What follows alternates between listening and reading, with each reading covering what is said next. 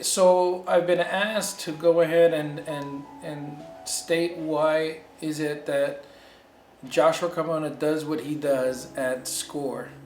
And it's a very complicated issue.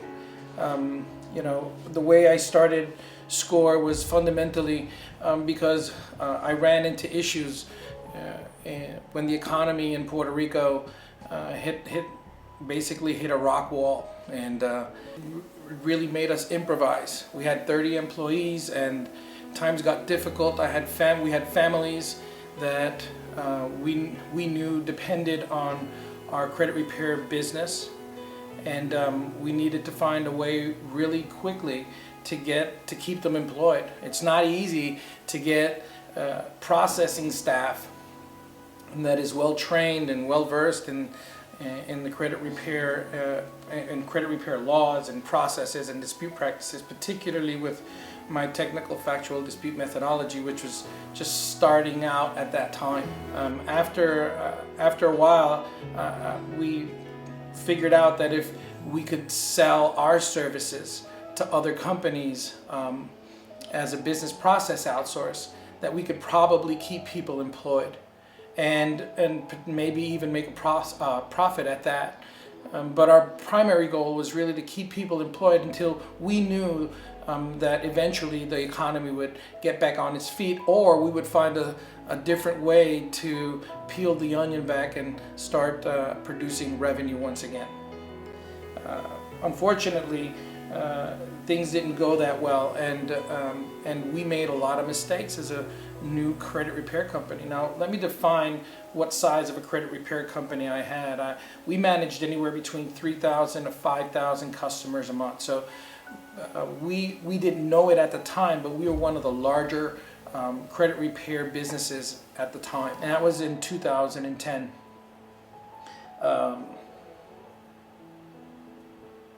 What eventually happened was that we were audited multiple times by regulators, and we were persecuted, and it was just a very complicated issue.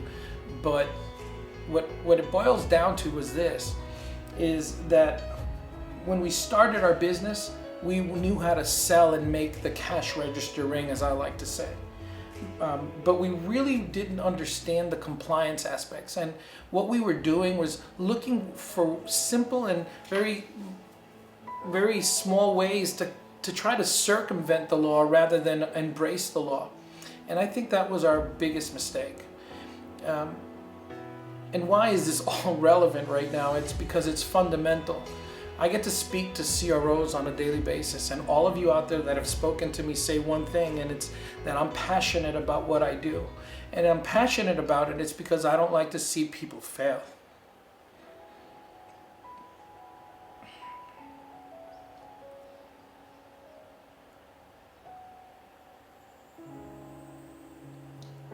Particularly when that failure can be avoided.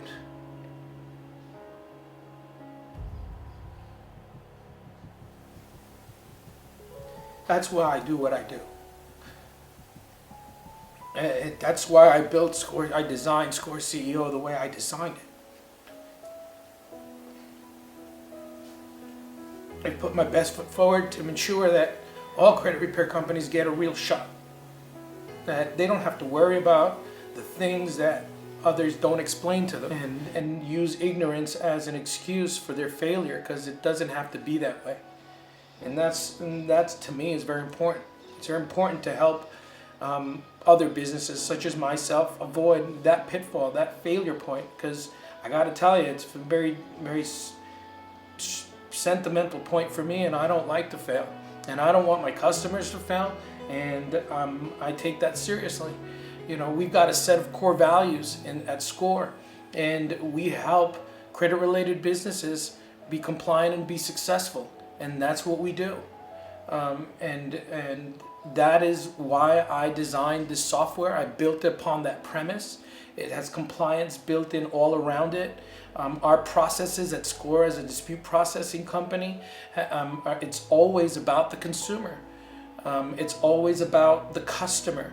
You see, we provide, we're empowered with the responsibility to provide our our credit repair organizations that do business with Score with the best and most valuable and up to the minute and strategic deliverable, which is a great letter to help their customers improve their opportunities to buy new opportunities in their lives. You see, people don't ask for credit to buy books and music. They ask for credit really to buy homes and cars and get loans for their kids to go to college. So this is important to me, and this is the reason why I do what I do. I do everything I do with passion. I've built Score along with my partner throughout the years with this premise in mind. And anytime something gets in the way or blocks that initiative, it bothers me, and I need to move in the other direction. In reality, I don't want people to fail, because the pain, the feeling of pain that you feel when you fail at that level is devastating. And if it can be avoided, I'm going to do whatever I need to do to help you or help anybody avoid those pitfalls. And that's what I do.